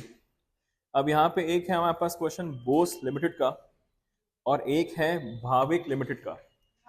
ठीक है, तो एक बार गो थ्रू कर लेते हैं हम लोग कि कौन सा आपसे इजीली हो जाएगा। मेरे हिसाब से भाविक, भाविक में है, और एक काम करते हैं हम लोग, बोस से स्टार्ट करते हैं पहले। ठीक है, हाँ बोस लिमिटेड। अच्छा ये जो क्वेश्चन आप देख रहे हो ना, एक है ये बोस और एक है ये भाविक, ये दोनों ही क्वेश्चंस आपके पिछले साल एग्जामिनेशन में आ चुका है। ठीक है, कब आ चुका है ये? पिछले साल 2025 में, या बोर्ड सीबीएसई बोर्ड में। अब होता क्या है कि सीबीएसई बोर्ड में आप लोगों को ये क्वेश्चन दिखने को नहीं मिलेगा, क्या होता है कि सीबीएसई 1 2 3 4 5 6 7 8 अप्रोक्सीमेटली 7 या 8 क्वेश्चन पेपर्स रिलीज करती है, ठीक है। उन 7 8 के भी अलग अलग सेट्स होते हैं, ठीक है। तो उसी में से एक है ये। तो कोई जाता है सेंट्रल रीजन में, कोई जाता है दिल्ली के रीजन में, कोई जाता है नॉर्थ, कोई जाता है ईस्ट वेस्ट साउथ, सब जगह अलग अलग क्वेश्चन पेपर जाते हैं। तो उन्हीं में से एक क्वेश्चन है ये वाला। मतलब बाकी सब देखे मैंने क्वेश्चंस, तो उसमें क्या ना छोटे छोटे क्वेश्चंस थे, इन्वेस्टिंग फाइनेंसिंग, बहुत छोटे से क्वेश्चंस थे। तो फुल फ्लेजेड के लिए मेरे को सिर्फ यही 2 क्वेश्चंस मिल पाए, इसलिए मैंने इसको प्रिंट आउट निकाल लिया। तो ये सॉल्व कर रहे हैं जिसमें पूरा कॉम्प्रहेंसिव तरीके से हम लोग का सॉल्व हो जाएगा। करें स्टार्ट। तो फॉर्मेट आप लोग एकदम स्पीड में बना लेंगे प्लीज, क्योंकि फॉर्मेट पहले बनाना होता है। मेरे पास तो फॉर्मेट रेडी है, मेरे को सिर्फ मिटाना है, तो आप लोग प्लीज बनाइए फॉर्मेट। थोड़ा सा स्पीड में बनाएंगे फॉर्मेट, फुल फ्लेजेड करेंगे हम लोग इस क्वेश्चन। ओके, तो अब स्टार्ट करते हैं हम लोग बोस लिमिटेड वाला क्वेश्चन। ध्यान से देखेंगे, यहां पे लिखा हुआ है from the following balance sheet of Bose limited as at 31 March 2024। तो यहाँ पे एक छोटा सा करेक्शन कर लेते हैं हम, यहाँ पे 2024 लिख लेते हैं और ये हो जाएगा आपका बोस लिमिटेड, ठीक है। तो यहाँ पे calculate cash flow from operating activities लिखा हुआ है, पर हम लोग क्या करेंगे, पूरा फुल फ्लेजेड सॉल्व करेंगे। चलो बढ़िया। सो यहाँ पे अगेन हम लोग कहाँ पे आ जाएंगे, सबसे पहले अपने एडिशनल इन्फॉर्मेशन में सिर्फ 2 एडिशनल इन्फॉर्मेशन है, छोटा सा क्वेश्चन है प्यारा सा। तो यहाँ लिखा हुआ है a piece of machinery costing so and so. तो यहाँ पे चेक करेंगे आप अपने, आइए ऊपर बैलेंस शीट में देखिए, नॉन करंट एसेट्स में property plant and equipments and intangible assets लिखा हुआ है, दिख रहा है क्या? इसमें लिखा हुआ है property plant and equipment number 3। तो आएंगे नोट्स टू अकाउंट्स नंबर 3 में, वहां पे आपके पास मशीनरी प्लांट एंड मशीनरी भी है और एक्यूमुलेटेड डेप्रिसिएशन भी है।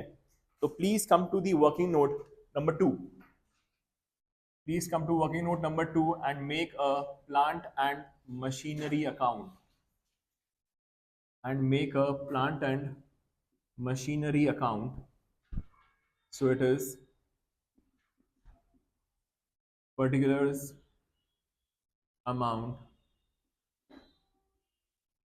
particulars and amount.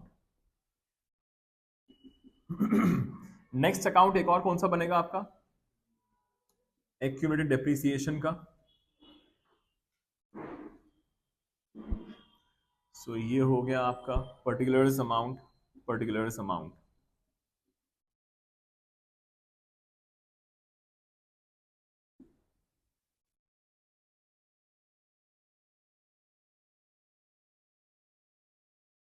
Particulars amount, particulars amount हो गया। सबसे पहले plant and machinery is your asset, तो 2 बैलेंस ब्रॉट डाउन, और after leaving 3 lines bye balance carried down and close. यहां पे भी बाय बैलेंस ब्रॉट डाउन और 2 लाइन छोड़ के 2 balance carried down and close. So ये हो गया आपका फॉर्मेट रेडी, बस फिलअप करना है हम लोग अमाउंट्स। तो यहाँ पे सबसे पहले 2023 ओपनिंग 44 lakhs and 50 lakhs। तो 44 lakhs is the opening amount, तो ये आ जाएगा 44 lakhs। यहां पे आ जाएगा आपका 50 lakhs द क्लोजिंग वाला, एंड आपके पास डेप्रिसिएशन का अमाउंट गिवन है 3 lakhs से 5 lakhs। So opening is how much, 3 lakhs and closing is 5 lakhs। Opening is 3 lakhs and the closing is 5 lakhs। यह आ गया आपका opening and closing of both these accounts. अब यहां लिखा हुआ है a piece of machinery costing 4 lakhs। आपने एक मशीन कितने में खरीदी थी, 4 lakhs में परचेज करी थी, that was the costing, on which accumulated depreciation was 3 lakhs। जितना डेप्रिसिएशन आपका होता है वो आप ट्रांसफर करते हो मशीनरी में, so we will write to machinery account. आज तक इसमें 3 लाख रुपए का डेप्रिसिएशन लग चुका, ये चीज आपकी आ जाएगी इधर बाय एक्यूमुलेटेड डेप्रिसिएशन के नाम से 3 लाख। सो it is a machinery costing 4 lakhs, जिसमें डेप्रिसिएशन लग चुका कितना 3 lakhs। कितनी वैल्यू बची होगी 1 लाख। बची कितनी होगी value 1 lakh. Was sold at a loss of 70,000। 1 lakh वाली कितने के लॉस में बेची 70,000 में, तो बेची कितने में होगी 30,000 में।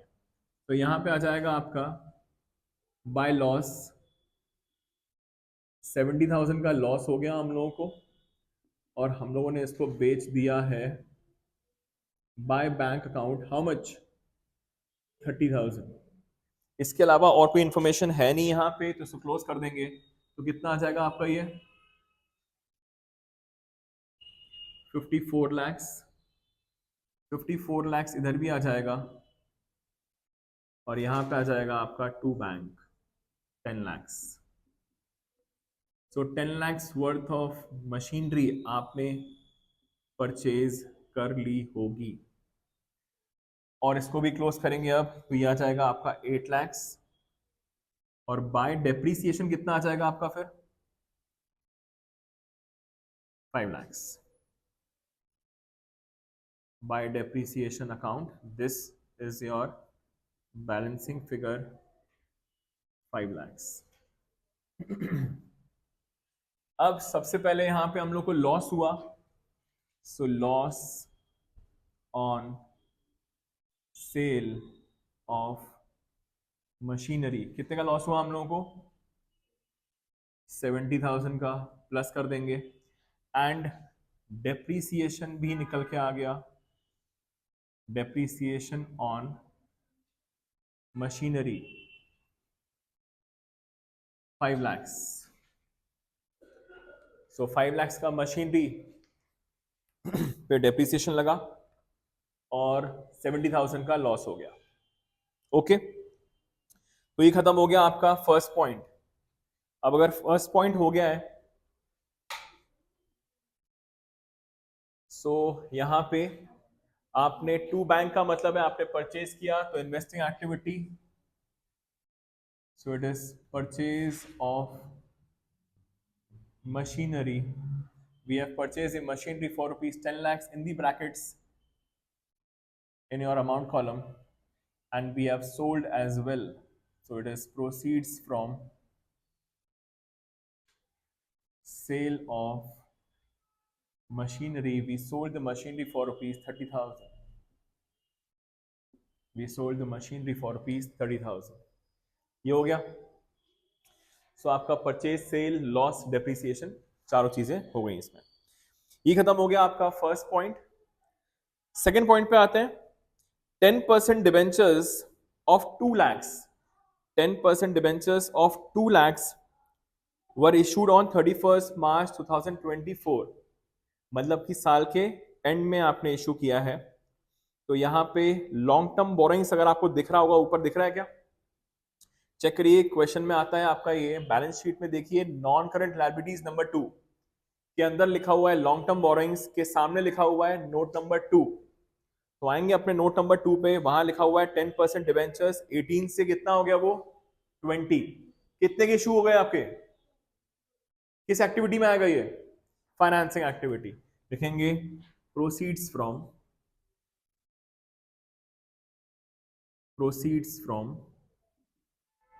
Issue of debentures. हम लोगों ने 2 लाख रुपीस के डिबेंचर्स इशू किए हैं, तो ये आ गया आपका 2 lakhs, और इसको इशू किया है आपने 31st March, that is year के एंड में। तो पूरे साल भर जो चला होगा उसके ऊपर इंटरेस्ट देंगे। तो साल भर कौन चला होगा आपका 18 lakhs, that is previous year वाले। तो 18 lakhs का कितना परसेंट 10%, कितना हो जाएगा, तो ये हो जाएगा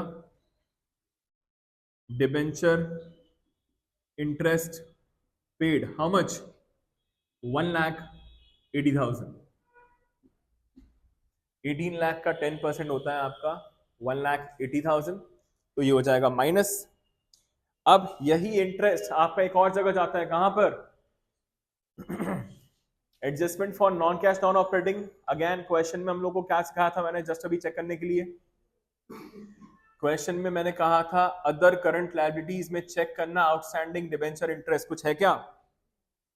नहीं है। सो यहां पे आएंगे डिबेंचर इंटरेस्ट प्लस हो जाएगा, डिबेंचर इंटरेस्ट प्लस हो जाएगा, कितना अमाउंट था? 1,80,000। सबका हो गया यहां तक?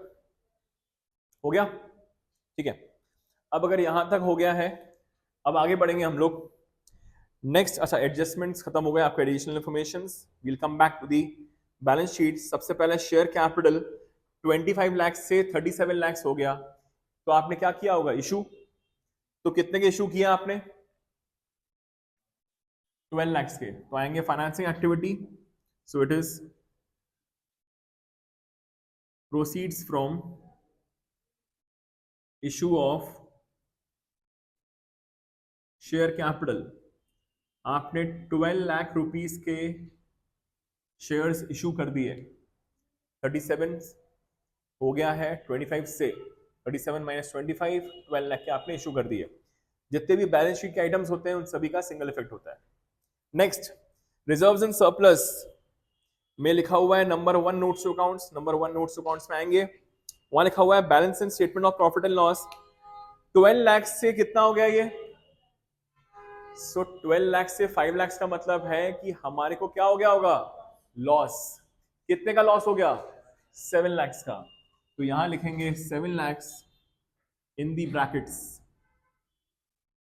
7 lakh in the brackets, net profit after tax 7 lakh in the brackets. Next given है आपके पास लॉन्ग टर्म बोरोइंग्स, जस्ट अभी किया था लोन डिबेंचर्स, कंप्लीट हो गया हमारा। नेक्स्ट है current liabilities, short term borrowings, कितने से कितना हो गया? तो बढ़ गया, तो इंक्रीजिंग करंट लायबिलिटी आ जाएगा ये, हाँ कि ना? Short term borrowings is an exception, तो ये आएगा आपके फाइनेंसिंग एक्टिविटी में, याद रखिए प्लीज। तो ये आएगा proceeds from short term borrowings, proceeds from short term borrowings. कितना इशू हुआ? 50,000, 50,000 रुपीज। तो 50,000 का proceeds from short term borrowings हो गया। Next is your trade payables, क्या से क्या हो गया trade payables? Increase in current liability, increase in current liability, तो ये आएगा ट्रेड पेबल्स, कितना अमाउंट है? 1,50,000। 350 से 5 लाख हो गया। कंप्लीट हो गया क्वेश्चन, बढ़िया। और किसी से कंप्लीट हो गया? नेक्स्ट क्वेश्चन एक और करना है अपने को, जाना कहीं पे नहीं। एक और क्वेश्चन करेंगे, थोड़ा स्पीड करवा रहा हूं मैं इसलिए। नेक्स्ट आपका आता है property plant and equipment and intangible assets. इसमें प्रॉपर्टी प्लांट एंड इक्विपमेंट हम लोग कर चुके। Intangible assets number 4 goodwill. Goodwill क्या से क्या हो गई आपकी? मतलब क्या बोलते हैं इसको? एमोर्टाइजेशन। एमोर्टाइजेशन कहां आता है आपका? Adjustment for non cash non operating, so it is amortisation of goodwill. How much? 2 lakhs। Amortisation of goodwill. अगर क्वेश्चन किसी का हो गया है तो प्लीज दूसरे क्वेश्चन का फॉर्मेट ड्रॉ करेंगे। नेक्स्ट, एमोर्टाइजेशन ऑफ गुडविल हो गया आपका। करंट इन्वेस्टमेंट्स कहां लेते हैं अपन लोग? यहां लेते हैं हम लोग, तो यहां लिखेंगे plus opening current investments, plus opening current investments. So हमारे पास ओपनिंग करंट इन्वेस्टमेंट्स गिवन है 2 lakhs। सो ये आ गया आपका ओपनिंग करंट इन्वेस्टमेंट्स के सामने 2 lakhs। और क्लोजिंग करंट इन्वेस्टमेंट्स गिवन है हमारे पास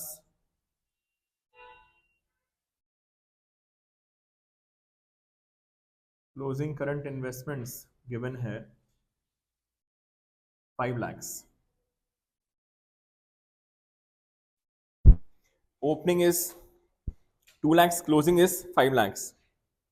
नेक्स्ट, इन्वेंट्रीज आपका 10 लाख से 8 लाख, क्या हो गया मतलब डिक्रीज।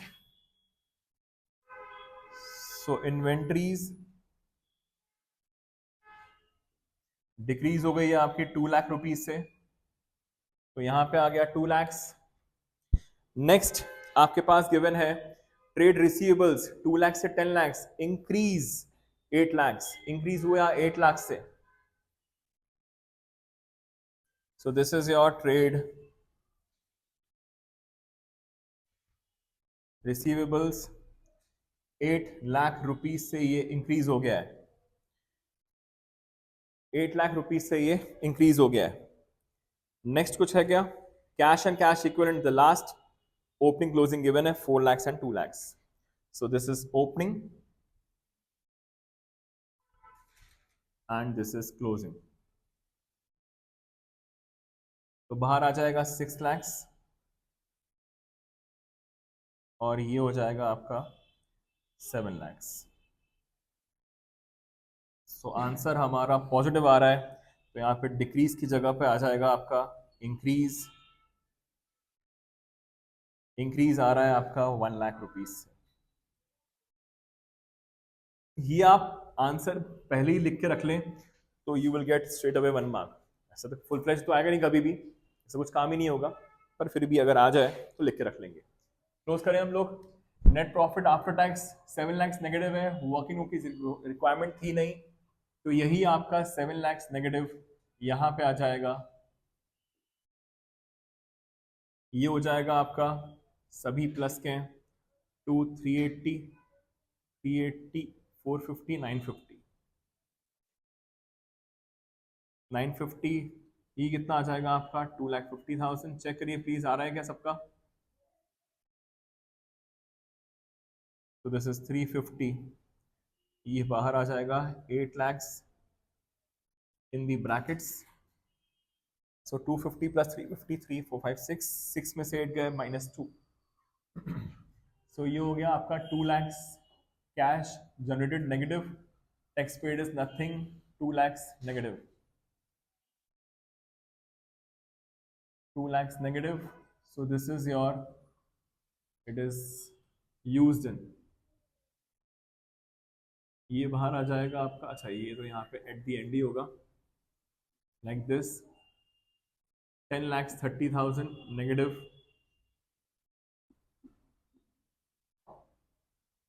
ये 10 lakhs था, ठीक है, 10,30,000 नेगेटिव, तो ये भी आ गया आपका यूज्ड इन। ये आ रहा है आपका ultimate positive. So this is flow from,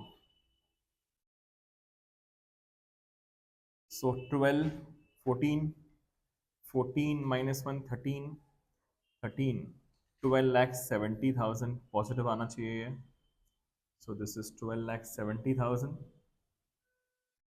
1270 minus 1030 will give you how much? ये सब सही किया है क्या मैंने? कुछ चेक करो प्लीज, ये सब सही है क्या आंसर्स? ये कुछ डिफरेंस लग रहा है मेरे को, क्या?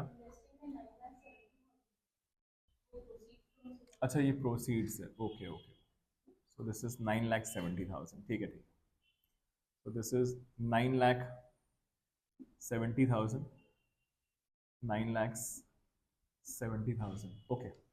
सो 1270 माइनस 970 आपका आ जाएगा 3 lakhs, 3 lakhs में से 2 lakhs गए तो 1 lakh इज द आंसर। तो विद दिस ये हो गया आपका टैली, ये हो गया आपका टैली। आप करेंगे नेक्स्ट क्वेश्चन भाविक लिमिटेड वाला, तो please make a format quickly, please make a format quickly.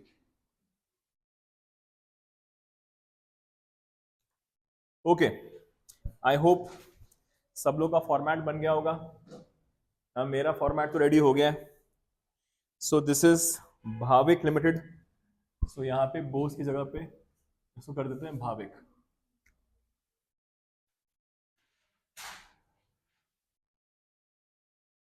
2024 के लिए ही बनना है, यस, ठीक है। So let's begin with question number 34 again. So यहाँ पे आपके पास एडिशनल इंफॉर्मेशन पे आएंगे। अच्छा, यहाँ पे लिखा हुआ है कैलकुलेट इन्वेस्टिंग और फाइनेंसिंग, पर आपको बनाना है तीनों ही, ठीक है। ये आपका बोर्ड का क्वेश्चन पेपर है। सो यहाँ पे additional information during the year machinery के बारे में इंफॉर्मेशन है, और हमारे नोट्स अकाउंट्स में मशीनरी भी है और एक्यूमुलेटेड डेप्रिसिएशन भी है। So let's come to the working note number 2 and let's make a machinery account. तो ये रहा आपका मशीनरी अकाउंट।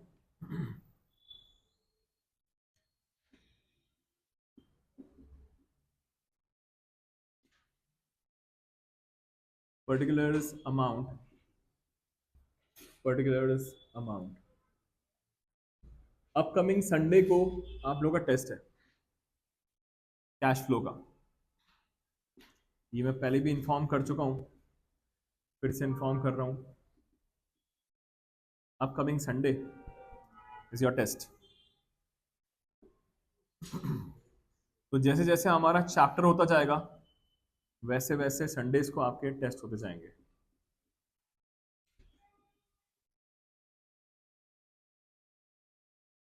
ये बन गया। सो सबसे पहले आता है आपका टू बैलेंस ब्रॉट डाउन। यहाँ पे आता है आपका by balance carried down and close. यहाँ पे आता है by balance brought down, to balance carried down and close. चलो पढ़ेंगे फर्स्ट पॉइंट हम लोग ड्यूरिंग द ईयर। अच्छा, पहले हम लोग क्लोजिंग ओपनिंग लिखते हैं, sorry. 16, 21, 50। 16 lakh is the opening figure, 2150 is the closing figure. Please check करेंगे क्वेश्चन में, ध्यान से देख के लिखेंगे क्वेश्चन कोई। तो ये हो गया। नेक्स्ट आपके पास गिवन है 1 लाख से 250। तो ये था आपका 1 लाख और ये है आपका 2,50,000। 1 लाख से 250। अब अगर इतना हो गया है, आगे बढ़ते हैं। A piece of machinery costing 8 lakhs, depreciation there on 50,000। Depreciation 50,000 है, तो ये आता है यहाँ पर, it is to machinery account 50,000। यही मशीनरी आपका इधर ट्रांसफर हो जाएगा with the name by depreciation 50,000। We sold the same for rupees 6,50,000. So we must have incurred a loss. हमारी मशीन की कॉस्ट थी 8 lakhs, डेप्रिसिएशन लग चुका 50,000, तो बची कितनी होगी वैल्यू? 7,50,000। 7,50,000 वाली हम लोगों ने बेच दी 650 में, so there is a loss of 1 lakh. There is a loss of 1 lakh. इसको क्लोज करेंगे तो ये हो गया 3 lakhs। यहाँ पे भी आ जाएगा आपका 3 lakhs।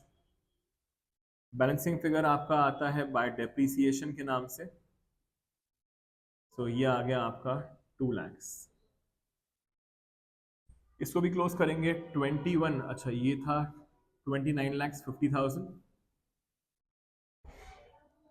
29,50,000, 29,50,000 इधर भी आ जाएगा आपका।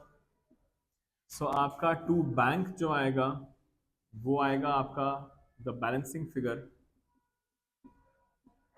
सो ये हो जाएगा आपका 13,50,000।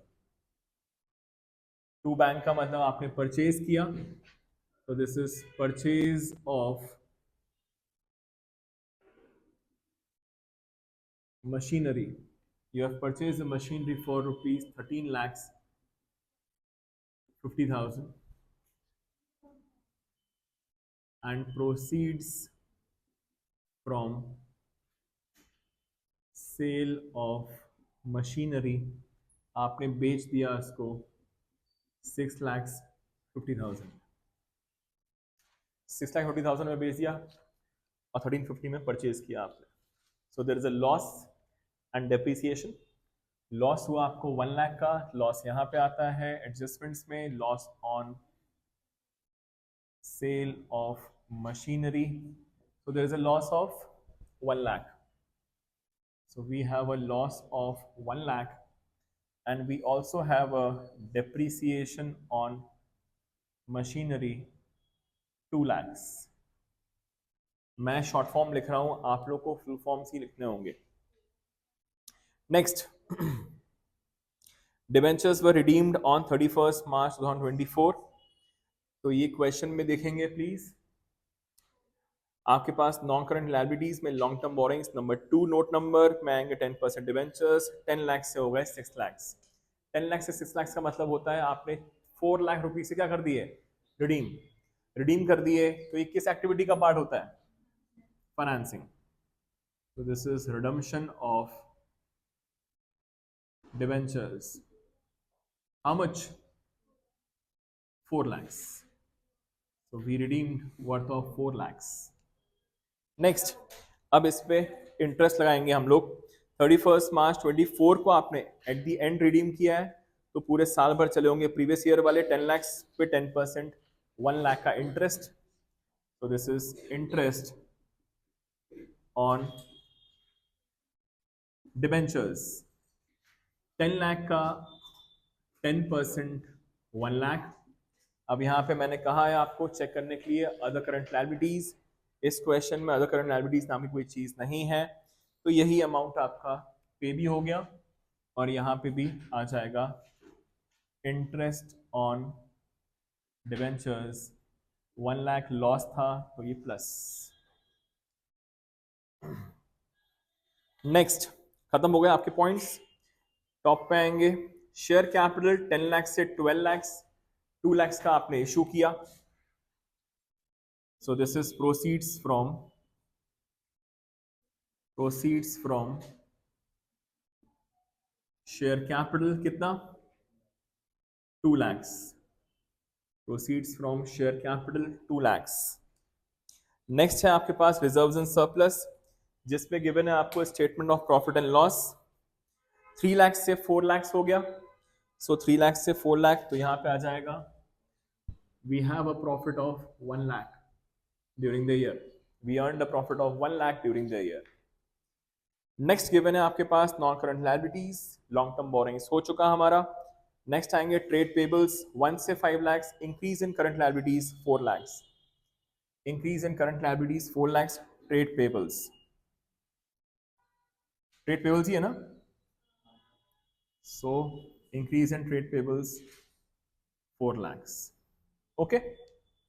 Next क्या है आपके पास, शॉर्ट टर्म प्रोविजंस. अच्छा, यहाँ पे प्रोविजन फॉर टैक्स है, बट यहाँ पे there was no additional information. समझिएगा प्लीज बहुत ध्यान से. आपके पास कोई भी एडिशनल इंफॉर्मेशन नहीं है. तो जो आपका प्रीवियस ईयर का होता है वो आता है आपके टैक्सेस पेड में. सो आएंगे प्लीज टैक्सेस पेड. ये रहा टैक्सेस पेड आपका ऑपरेटिंग एक्टिविटी. प्रीवियस ईयर का टैक्सेस पेड में से माइनस हो जाता है और करंट ईयर का आपका प्रोविजन फॉर टैक्स के नाम से यहाँ पे वर्किंग नोट में आ जाएगा. Provision for taxes 3 lakh. Current year figure previous year का माइनस. ठीक है, ये तब होता है जब when there is no additional information. Next, short term provisions हो गया. प्रॉपर्टी प्लांट एंड इक्विपमेंट भी हो गया था शायद हमारा. Yes, plant and machinery. Intangible assets दिख नहीं रहे मेरे को यहाँ पे कुछ. Non current assets, sorry non current investments 4 lakh से 3 लाख. मतलब आपने क्या कर दिया होगा, सेल कर दिया होगा. 1 लाख रुपीज के सेल किए तो इन्वेस्टिंग एक्टिविटी का पार्ट होते हैं. So it is proceeds from sale of non-current investments we must have sold for rupees 1 lakh. इसमें कुछ प्रॉफिट लॉस एज सच कुछ बताया नहीं गया है, तो सिर्फ 1 लाख के बेच दिए गए क्योंकि 4 लाख से 3 लाख हो गया. इसमें डेप्रीसिएशन, अच्छा नॉन करंट इन्वेस्टमेंट्स और लैंड पे कभी भी डेप्रीसिएशन नहीं लगता है. नेक्स्ट, इन्वेंट्रीज आपकी इंक्रीज हो रही हैं. इंक्रीज इन करंट एसेट्स वाले सेक्शन में आ जाएगा. तो ये आ जाएगा आपका इन्वेंट्रीज. तो ये कितने से इंक्रीज हो गई आपकी, 1 लाख रुपीज से. ट्रेड रिसीवेबल्स आपके डिक्रीज हो रहे हैं. तो ये आ जाएगा आपका ट्रेड रिसीवेबल्स. 2 लाख रुपीज से ये हो गए decrease in current asset. Last is cash and cash equivalent, 1 lakh था, ओपनिंग भी और क्लोजिंग भी। तो यहाँ पे opening cash and cash equivalent एकदम बाहर वाले कॉलम में आ जाएगा 1 लाख, और ये भी एकदम बाहर वाले कॉलम में 1 लाख। तो यहाँ पे आपका जो नेट इंक्रीज डिक्रीज, नेट कुछ नहीं होगा, दैट इज 0। सो आपका यहाँ पे खुद ब खुद टैली हो जाना चाहिए। सबसे पहले हम लोग इसको क्लोज करेंगे। सो ये आ रहा है आपका net profit before tax 4 lakhs। This is your net profit before tax 4 lakhs। वही 4 lakhs आपका यहाँ पे अपीयर हो जाएगा। इसको रोल के बाहर 2 + 1 + 1 4 lakhs। So 4 + 4 will give you 8 lakhs। ये बाहर आ जाएगा 6 lakhs। ये बाहर आ जाएगा 1 lakhs in the brackets।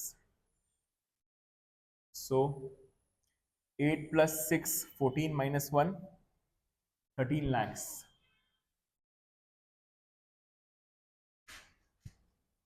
8 + 6 14 - 1 13 lakhs। 13 - 4 will give you 9 lakhs।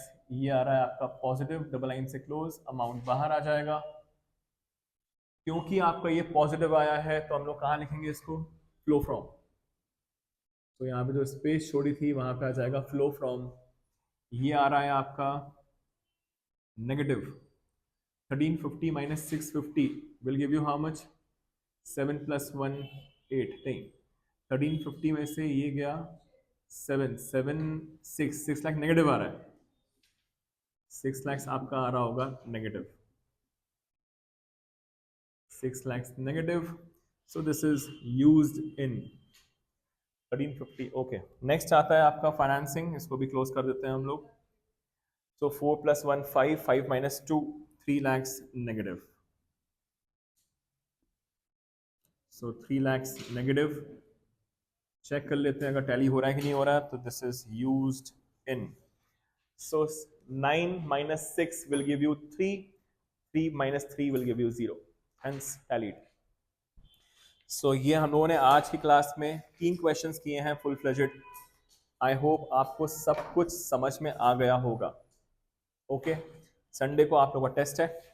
मिलते हैं नेक्स्ट क्लास में। नेक्स्ट क्लास में we'll start with the ratios. ठीक है, ओके, बाय बाय।